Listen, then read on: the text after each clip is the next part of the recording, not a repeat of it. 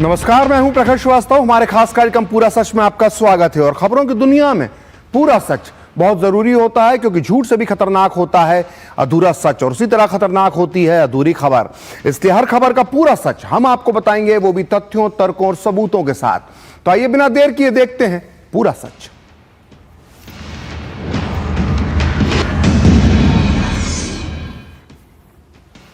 तो पूरी दुनिया में राजनीति के कई प्रकार होते हैं, राजनीति के कई सिद्धांत होते हैं, कई वाद होते हैं, जैसे समाजवाद, वामपंथ, दक्षिणपंथ, राष्ट्रवाद, लोकतांत्रिक समाजवाद, उदारवाद, सेंटर लेफ्ट, सेंटर राइट। लेकिन भारत की राजनीति में राहुल गांधी और उनकी कांग्रेस एक नई राजनीति लेकर आई है, और इस पॉलिटिक्स का नाम है हिट एंड रन, यानी आरोप लगाओ और भाग जाओ। और ये तस्वीरें इसी बात की गवाही दे रही हैं। ये तस्वीरें लोकसभा की हैं, जिसमें कांग्रेस के सांसद सदन छोड़कर जाते हुए दिख रहे हैं। ये वॉकआउट किसी मुद्दे के विरोध में नहीं, बल्कि ये वॉकआउट राहुल गांधी द्वारा इस देश में स्थापित हिट एंड रन पॉलिटिक्स का हिस्सा है। इस हिट एंड रन पॉलिटिक्स का मूलभूत सिद्धांत होता है आरोप लगाओ और भाग जाओ। अगर परिभाषा की बात करें तो हिट एंड रन पॉलिटिक्स एक ऐसी रणनीति है जिसमें कोई नेता या दल अचानक आरोप लगाता है, तीखा बयान देता है, विवाद खड़ा करता है, और फिर बिना सबूत, बिना जिम्मेदारी लिए या औपचारिक प्रक्रिया को निभाए हुए तुरंत पीछे हट जाता है या अगले मुद्दे पर कूद जाता है। आजकल राहुल गांधी यही सब कर रहे हैं। उनकी इस हिट एंड रन पॉलिटिक्स में आरोप लगाना ही सर्वोपरि है। इस हिट एंड रन पॉलिटिक्स में आरोपों के जवाब की कोई जगह नहीं होती है।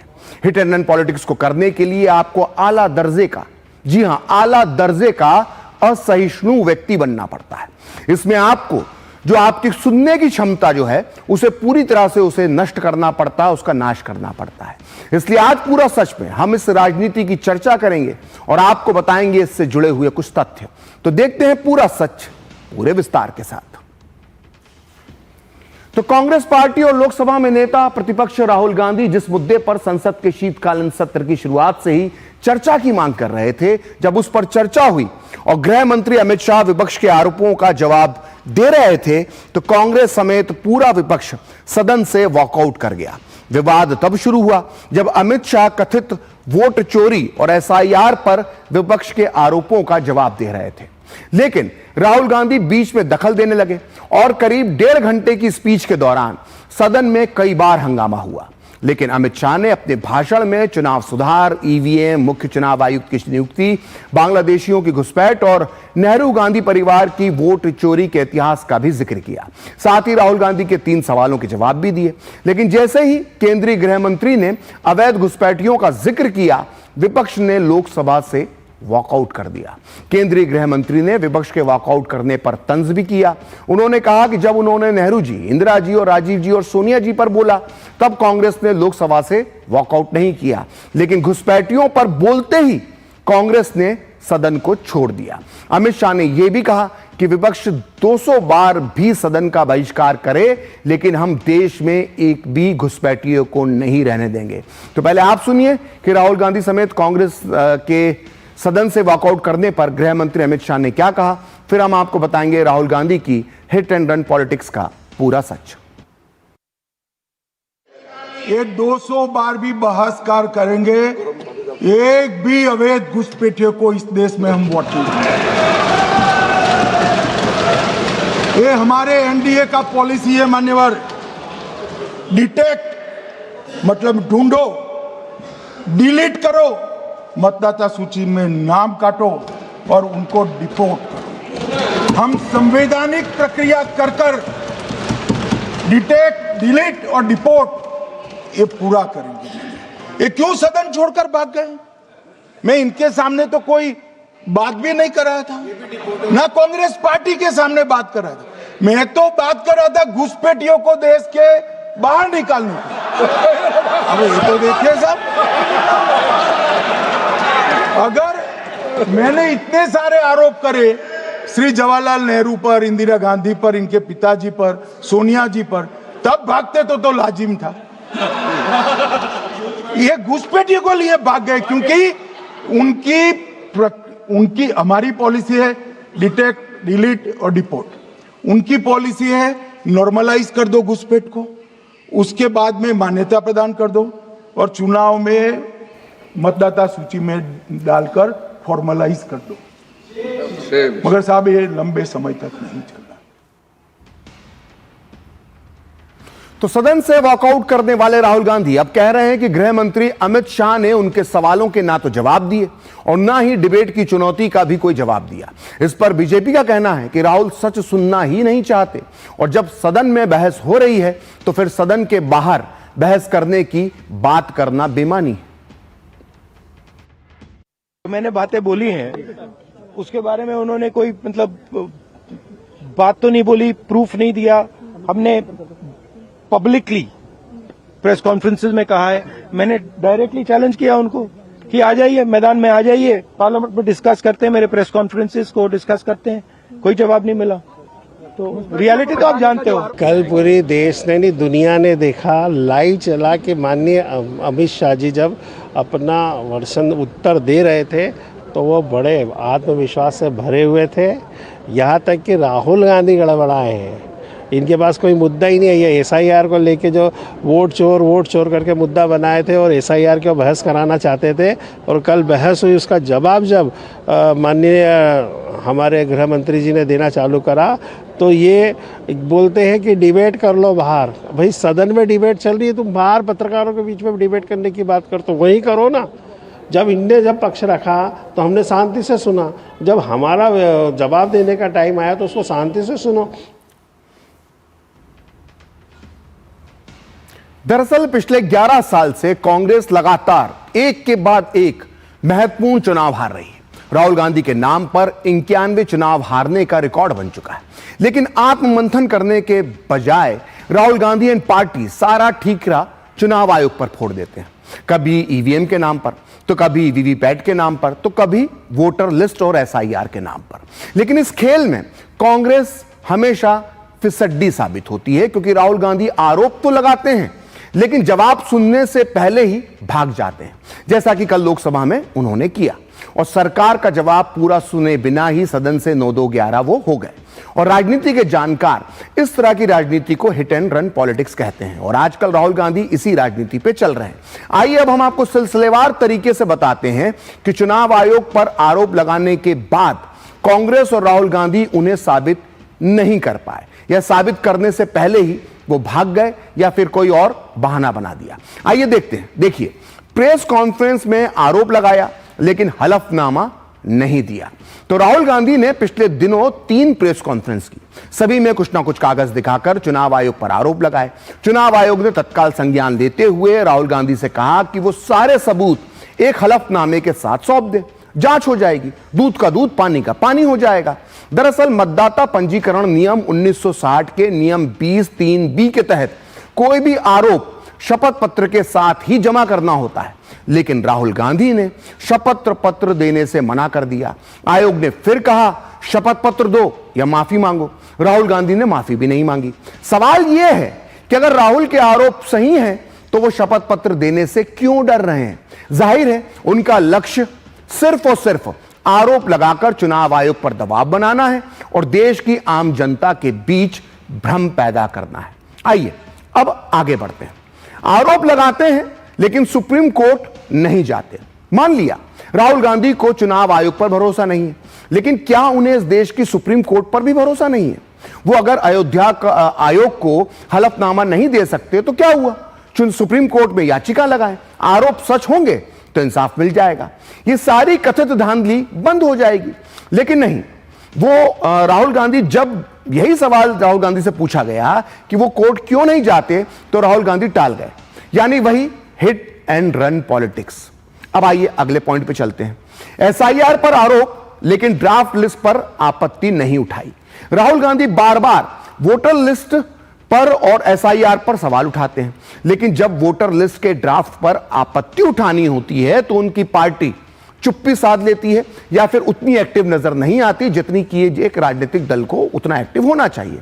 बिहार में कांग्रेस के पास 17,000 से ज्यादा BLO हैं, बीएलए हैं। लेकिन जब एसआईआर के बाद वोटर लिस्ट का ड्राफ्ट बना तो कांग्रेस ने ना के बराबर लिखित आपत्ति दर्ज करवाई। एसआईआर के पहले और एसआईआर के दौरान और एसआईआर के बाद अब तक राहुल गांधी ये तो कहते हैं कि लाखों लोगों के नाम हटाए गए या हेराफेरी हुई है, लेकिन उनकी पार्टी इन केसेस की शिकायत नहीं कर पाई। अगले पॉइंट पे आते हैं। 45 दिन में सीसीटीवी फुटेज डिलीट क्यों, ये सवाल पूछते हैं, लेकिन 45 दिन तक शिकायत नहीं करते, फुटेज नहीं मांगते। देखिए, राहुल बार बार ये बात कहते हैं कि आयोग 45 दिन में सीसीटीवी फुटेज क्यों हटा देता है, लेकिन उल्टा सवाल यह है कि कांग्रेस के हारे हुए उम्मीदवार 45 दिन तक ये फुटेज क्यों नहीं मांगते, जबकि शिकायत दर्ज करने का नियम भी 45 दिन का ही है। इसी दायरे में आपको शिकायत करनी पड़ती है। क्या कांग्रेस के उम्मीदवारों को 45 दिन बाद यह जाकर समझ में आता है कि उनकी हार के पीछे धांधली है? अब आइए अगले पॉइंट पे आते हैं। वोटिंग परसेंटेज पर आरोप, चुप क्यों रहते हैं बूथ एजेंट। देखिए, राहुल गांधी और कांग्रेस के नेता अक्सर वोटिंग परसेंटेज बढ़ने को लेकर आरोप लगाते हैं। सवाल यह है कि हर बूथ पर कितनी वोटिंग हुई है, इसके आंकड़े पर कांग्रेस के बूथ एजेंट भी साइन करते हैं। तब ये चुप क्यों रहते हैं, यानी हिट एंड रन का ये एक और मामला है। अगले पॉइंट पर आते हैं। चुनाव आयोग ने मिलने बुलाया लेकिन भीड़ लेकर पहुंच गए। देखिए, राहुल गांधी चुनाव आयोग पर सिर्फ आरोप लगाते हैं, लेकिन जब आमने सामने बैठकर संवाद करने की बारी आती है तो उससे बचने का कोई ना कोई बहाना ढूंढ लिया जाता है। मिसाल के तौर पर इसी 11 अगस्त को चुनाव आयोग ने कांग्रेस समेत विपक्ष के 30 नेताओं को शिकायत और उनके मुद्दे लेकर मिलने के लिए बुलाया था। ये बैठते हैं, बातचीत करते हैं, सुलझाते हैं। लेकिन कांग्रेस के नेतृत्व में सारा विपक्ष भीड़ लेकर निकल पड़ा, जुलूस की शक्ल में। 300 के आसपास विपक्षी सांसद सड़कों पर आ गए कि भाई हम चुनाव आयोग जाएंगे, मिलेंगे। ऐसे में सवाल उठेगा ही कि क्या राहुल गांधी जानबूझकर चुनाव आयोग से मिलने से कतरा रहे हैं। आइए अगले पॉइंट पर आते हैं। ईवीएम पर आरोप लगाया, लेकिन जब चुनौती मिली तो भाग गए। राहुल गांधी ने अपनी हारों को छुपाने के लिए सबसे पहले ईवीएम का बहाना बनाया था। ईवीएम पर उन्होंने बहुत शोर मचाया, लेकिन जब चुनाव आयोग ने 2017 में यह सार्वजनिक चुनौती दी कि वो आयोग के दफ्तर में आकर डेमो दें या फिर ईवीएम हैक करके दिखाएं, तो कांग्रेस समेत एक भी विपक्षी पार्टी का एक भी नेता आयोग के दफ्तर नहीं पहुंचा। इसलिए हम इसे कह रहे हैं, ये हिट एंड रन पॉलिटिक्स है, जिसमें आरोप लगाओ और भाग जाओ। तो बीजेपी का कहना है कि राहुल गांधी ना तो सच बोलने को तैयार हैं और ना ही सच सुनना चाहते हैं। बीजेपी प्रवक्ता शहजाद पूनावाला ने राहुल गांधी से एसआईआर और ईवीएम और वोट चोरी के आरोपों पर सवाल भी पूछे। महात्मा गांधी के 3 बंदर थे। आधुनिक काल में परम आदरणीय नेता प्रतिपक्ष राहुल गांधी जी के भी 3 राजनीतिक सांकेतिक बंदर हैं। और ये 3 बंदर क्या दर्शाते हैं? वो राहुल जी की उस प्रवृत्ति को दर्शाते हैं, इसको कोई अन्यथा ना ले, कि सच मत बोलो, सच मत सुनो और सच मत देखो। इन्हीं 3 बंदरों का एक उदाहरण पेश करते हुए राहुल गांधी ना सच सुनने को तैयार थे, राहुल गांधी ना सच देखने को तैयार थे, राहुल गांधी ना सच बोलने को तैयार थे। क्या नेहरू जी, इंदिरा जी और मनमोहन जी की जो सरकार, राजीव जी की सरकारों ने जो भी एसआईआर करवाए वो अवैध और अनकॉन्स्टिट्यूशनल थे क्या? यही कांग्रेस पार्टी की महाराष्ट्र की इकाई कहती है एसआईआर तुरंत प्रभाव से महाराष्ट्र के लोकल इलेक्शन से पहले होने चाहिए। और यही कांग्रेस पार्टी उत्तर प्रदेश और बंगाल में कहती है ये एसआईआर अभी क्यों कराया जा रहा है, थोड़ा और समय दे दीजिए। 2027 में चुनाव है पर वहां पर जल्दबाजी उनको दिख रही है। और महाराष्ट्र में जहां पर लोकल चुनाव एक दिन पहले कहते हैं कि अभी के अभी एसआईआर होना चाहिए। This is not about SIR, this is about Rahul Gandhi hypocrisy to save his परिवार।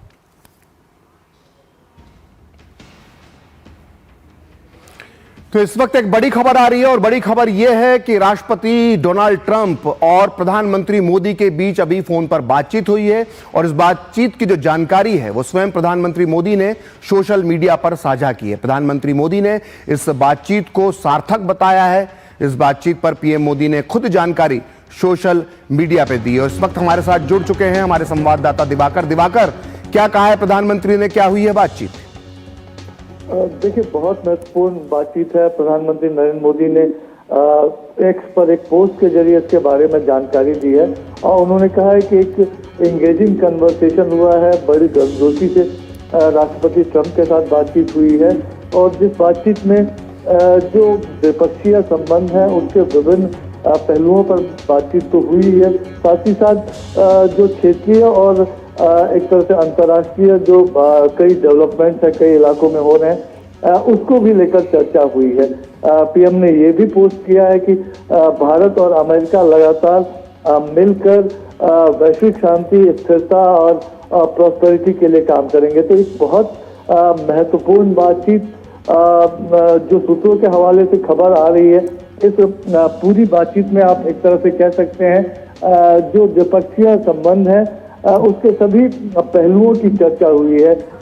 जो भारत अमेरिका व्यापक वैश्विक रणनीतिक साझेदारी है उसमें जो प्रगति चल रही है, हम जान रहे हैं कि ट्रेड टॉक्स लगातार चल रहे हैं, तो उसकी समीक्षा की गई है और एक तरह से दोनों लीडर्स ने ये संतोष जताया है कि द्विपक्षीय सहयोग जो है वो लगातार सुदृढ़ हो रहे हैं। इसके साथ ही दोनों नेताओं ने द्विपक्षीय व्यापार के लिए जो साझा प्रयास चल रहे हैं उसकी भी गति जो लगातार बनी रहे, इसके महत्व पर भी उन्होंने जोर दिया है। साथ ही साथ जो क्रिटिकल टेक्नोलॉजीज है, ऊर्जा हो, रक्षा हो, सुरक्षा और तमाम क्षेत्रों में जो सहयोग है उसके विस्तार पर जो विचार है दोनों नेताओं के उसका एक्सचेंज किया है और साथ ही साथ जो भारत और अमेरिका कॉम्पैक्ट यानी catalysing opportunities for military partnership and accelerated commerce and technology, इसका जो क्रियान्वयन है इंडिया यूएस कॉम्पैक्ट के उसको ध्यान में रखते हुए चाहे क्रिटिकल टेक्नोलॉजी हो, डिफेंस हो, सिक्योरिटी हो, इस मसले पर बातचीत की है। सूत्रों ने यह भी बताया कि जो क्षेत्रीय और वैश्विक घटनाक्रम है उसको भी लेकर पीएम मोदी और राष्ट्रपति ट्रंप की बातचीत हुई है और इस बात पर भी सहमति जताई गई है कि जो साझा चुनौतियां हैं उसका समाधान करने की बात हो या दोनों देशों के जो सामान्य हित है उसको आगे बढ़ाने की बात हो, उसमें निकट सहयोग बनाए रखने की जरूरत है। तो इसको लेकर दोनों लीडर्स ने सहमति जताई है और साथ ही साथ इस बात पर भी चर्चा हुई है कि ये जो संपर्क है वो संपर्क लगातार बना रहे। तो हम जानते हैं पिछली बार दोनों नेताओं के बीच अक्टूबर में बातचीत हुई थी और उसके बाद से ये बातचीत हुई है, तो बहुत एक इम्पोर्टेंट कह सकते हैं स्टेप भारत अमेरिका संबंधों को लेकर और बहुत एक अहम बातचीत कह सकते हैं इसको। सुधाकर, अभी हम देख रहे हैं पिछले कुछ दिनों से टैरिफ को लेकर भारत अमेरिका संबंधों में एक टैरिफ जो है वो एक बड़ा गतिरोध बनकर सामने आया और जब जो खबरें आ रही हैं वो बता रही हैं कि जो बातचीत है भारत अमेरिका की टैरिफ को लेकर वो अब अंतिम दौर में पहुंच चुकी है और एक अच्छी खबर आने की उम्मीद दोनों देशों के लोगों के लिए और न केवल दोनों देशों के लिए बल्कि विश्व व्यापार जगत के लिए भी एक अच्छी खबर आने की उम्मीद है। और जैसा कि आपने बताया कि द्विपक्षीय व्यापार बढ़ाने पर भी बातचीत हुई है, तो क्या इन चीजों को जोड़कर देखा जा सकता है? निश्चित तौर पर देखिए, और ये सूत्रों के हवाले से ये जरूर बताया गया है कि एक तरह से जो ये रिश्ते हैं उसमें एक ट्रेड एक इम्पॉर्टेंट फैक्टर है और दोनों नेताओं ने जो साझा चुनौतियां हैं उसका मिलकर कैसे सामना किया जा सकता है और जो कॉमन इंटरेस्ट है दोनों देशों के, तो उसमें ट्रेड एक महत्वपूर्ण चीज है और हम जानते हैं कि लगातार दोनों पक्षों की बातचीत हो रही है। अमेरिका के साथ अभी बातचीत हुई है, उस लिहाज से कह सकते हैं कि एक लीडरशिप दोनों नेताओं का स्ट्रेट टॉक्स में मिलता हुआ दिख सकता है और दोनों ही पक्षों की तरफ से जिस तरह से संदेश आया है उससे जरूर लगता है कि एक पॉजिटिव दिशा में ये बातचीत आगे बढ़ती हुई जा रही है। भारत की अगर बात करें तो भारत ने जरूर कहा है कि लगातार इस बात को भारत की तरफ से प्रमुखता से रखा गया है कि भारत के नागरिकों को हित को सर्वोपरि रखा जाएगा, लेकिन इसके साथ साथ इस बात की भी कि जो कॉमन इंटरेस्ट है दोनों देशों के जो फायदे की चीजें हैं उसको साथ में लेकर आगे बढ़ते हुए कैसे ट्रेड टॉक को कंक्लूड किया है। तो मुझे जरूर लगता है कि एक महत्वपूर्ण इस बातचीत में प्रगति हुई होगी। आज भी जो बातचीत हुई है उसमें और एक लीडरशिप दोनों नेताओं का जरूर इस ट्रेड टॉक्स को एक पॉजिटिवली कंक्लूड करने की दिशा में मिलता हुआ दिख सकता है आने वाले समय। ठीक, हमारे साथ अखिलेश सुमन भी जुड़ चुके हैं। अखिलेश, अभी हमने पिछले दिनों की अगर घटनाओं को देखें तो रूसी राष्ट्रपति पुतिन भी भारत यात्रा पे आए थे, जेलेंस्की के आने की भी चर्चा है, और टैरिफ एक बहुत बड़ा मुद्दा है, लगातार गतिरोध जारी था। और ऐसे में जब बातचीत टैरिफ पर बहुत अंतिम दौर में पहुंच रही है, और ऐसे में प्रधानमंत्री नरेंद्र मोदी और राष्ट्रपति ट्रंप के बीच बातचीत होना और प्रधानमंत्री नरेंद्र मोदी का इस बातचीत को सार्थक बताना और साथ में द्विपक्षीय व्यापार की भी बात करना पीएम मोदी द्वारा, इसके क्या संकेत निकाले जा सकते हैं, क्या मायने निकाले जा सकते हैं? देखिए, अंतर्राष्ट्रीय राजनीति में अमूमन ऐसा ही होता है कि अधिकारी वर्ग लगातार बातचीत करता है, और अधिकारी वर्ग जब लगातार बातचीत करता है तो वो एक 2-3 ऑप्शन पे सामने आते हैं। उनके पास 2-3 ऑप्शन होते हैं, और वो जो 2-3 ऑप्शन होते हैं वो दोनों देशों के जो अधिकारी हैं वो अपने अपने नेताओं के सामने रखते हैं कि अब फाइनल डिसीजन आपको लेना है कि इसमें क्या किया जा सकता है। तो निश्चित तौर पे जैसा कि हम देख रहे थे कई दिनों से, अभी अमेरिका का ट्रेड डेलीगेशन भी है भारत में, और उसके पहले भी 2 डेलीगेशन आ चुके हैं भारत में। यहाँ तक कि भारत में जो अमेरिका के राजदूत नियुक्त हुए हैं वो भी हालांकि क्रेडेंशियल जमा करने के पहले एक बार आए थे भारत की यात्रा पे। तो ये सारी चीजों से, और उधर अमेरिका में भी कई तरह के लोग ये बात कर रहे हैं कि भारत और अमेरिका जो स्ट्रेटेजिक रिलेशनशिप है, उस रिलेशनशिप को कहीं से भी नुकसान नहीं पहुंचना चाहिए, क्योंकि ये जो रिलेशनशिप है वो अमेरिका के हित में भी है। तो निश्चित तौर पे डोनाल्ड ट्रंप को यह महसूस हुआ है कि अब जो ट्रेड रिलेशन को अंतिम जामा पहुंचाने की बात है, क्योंकि इस तरीके से दोनों देश के संबंध नहीं रह सकते।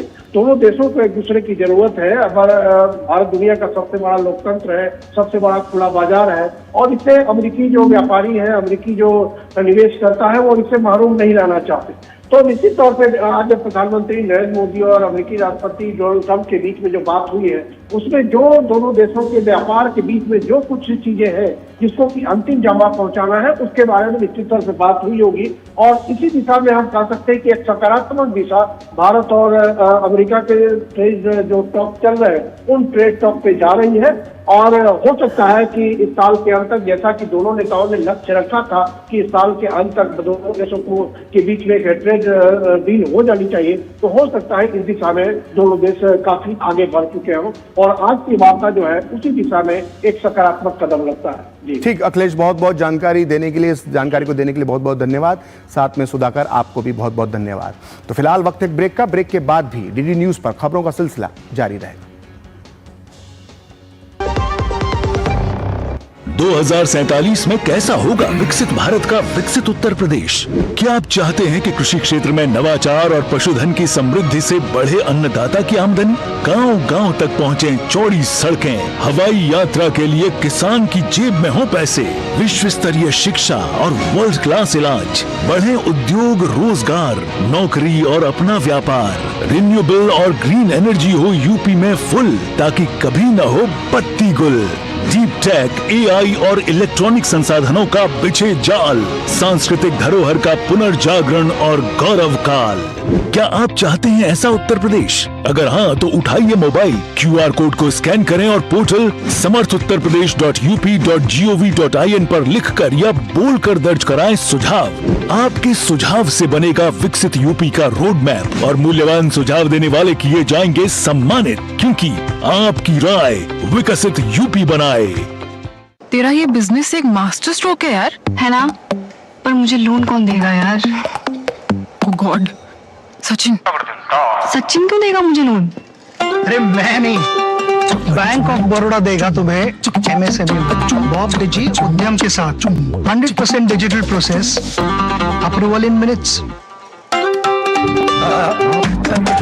बैंक ऑफ बड़ौदा से एमएसएमई लोन लेना भी मास्टर स्ट्रोक है।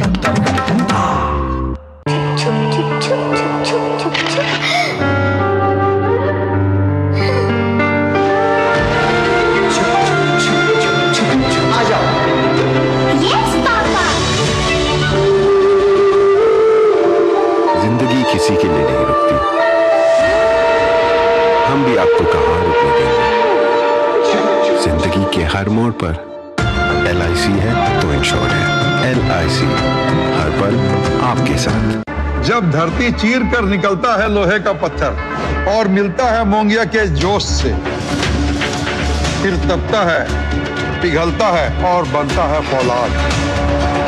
अब होता है सरिया सारी खूबियों के साथ। मोंगिया स्टील, मजबूत देश का मजबूत सरिया। गोल्डी छोले मसाले, जहाँ जाए रिश्ते बनाए। गोल्डी लाई है फ्रेश लॉक टेक्नोलॉजी, जो रखे मसालों को हर समय फ्रेश। तो चुनाव सुधार पर राज्यसभा में चल रही चर्चा के दौरान आज बीजेपी सांसद सुधांशु त्रिवेदी ने भी कांग्रेस पार्टी और राहुल गांधी को सच का सामना करने की सलाह दी। आप भी सुनिए उन्होंने क्या कहा। हमारे ग्रामीण क्षेत्रों में कहावत है कि जब वो चोरी की गुहार लगाते हैं तो फटक चंद गिरधारी, ना लुटिया ना थारी, और चौराहे पे चीख रहे हैं चोरी हो गई हमारी। अब मैं ये भी बताना चाहता हूं सर, एक बात और इससे अच्छी हो गई, जब इन्होंने मतदाता सूची पर आरोप लगाना शुरू किया है, इसका अर्थ ये हो गया सर ईवीएम के आरोप से विड्रॉ कर लिया है। क्योंकि ये तो कहते थे ईवीएम में गड़बड़ है, बटन दबाते हैं वोट भाजपा को पहुंच जाता है। यदि इनका आरोप सही माना जाए, मैं एक बात कह रहा हूं, यदि इनका आरोप सही माना जाए, अगर ईवीएम मैनेज थी तो किसी को वोटर रोल मैनेज करने की जरूरत क्या है? या तो वो सच था या ये सच है। हकीकत न वो सच था न ये सच है। इनके दिमागों में जैसे आज ईवीएम से पीछे हटे हैं, हकीकत में क्या है इनकी स्थिति सभापति महोदय ये है, ये कहावत होती है नाच न जाने आंगन टेढ़ा, मगर सर इन पे लागू नहीं होती है। ये कहते हैं आंगन ही नहीं टेढ़ा है, छत भी टेढ़ी है, दीवार भी टेढ़ी है, जमीन भी टेढ़ी है, छज्जा भी टेढ़ा है, खंभा भी टेढ़ा है, पर क्या करें टेढ़ा है पर मेरा है। सभापति महोदय वास्तविकता में इन्हें अपना दिमाग जो टेढ़ा हो गया है उसे सीधा करने की आवश्यकता है। तो आज पूरा सच में इतना ही। कल फिर होगी आपसे मुलाकात अपने इस खास कार्यक्रम पूरा सच में किसी और सियासी मुद्दे की पड़ताल के साथ। तो मुझे और मेरी पूरी टीम को दीजिए अनुमति। नमस्कार।